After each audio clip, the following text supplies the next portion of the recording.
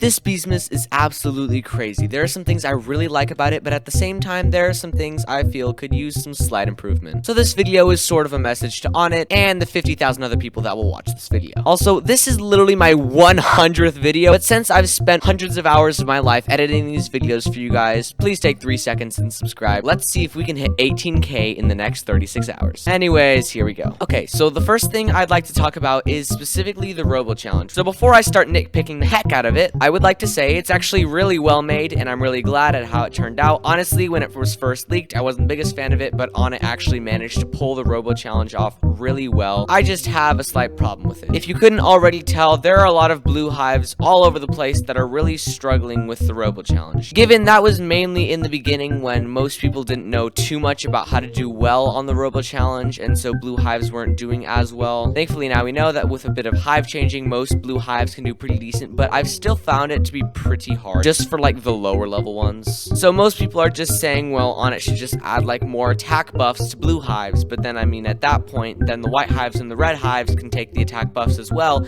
and then just become even more overpowered. So I actually pose a better solution to this problem, which isn't buff the blue hives, but actually just make things slightly easier and solve yet another problem. That problem being the Robo challenge bosses. Now the Mega Mosquitoes spawn at round 15, and I think the cog turrets spawn at round 11, but a lot of people really seem to be having trouble with the Mega Mosquitoes, myself included. So instead of just buffing the heck out of the Robo challenge so that way we can make it there, all I would really propose is that maybe the level for Mega Mosquitoes to spawn actually gets lowered a tiny bit, just because for some people getting to round 15 is extremely hard. But I really do think you would be doing all the blue hives out there a favor if you just made it so that like maybe 1 or 2 Mega Mosquitoes would spawn on rounds 13 or 14. But anyways, sure, you can make the Robo challenge easier, but it's definitely still going to be something that we all have to grind for in the second part of Beastmas, which is what brings me to my second point, the second part of Beastmas. Now, personally, I'm not too worried about the Spirit Bear quest. That should be pretty fine. And part of me is not even worried about the Gummy Bear quest. The main part I'm worried about is this year's Bumblebee Man quest. Now, yes, I know that this quest is supposed to be tough.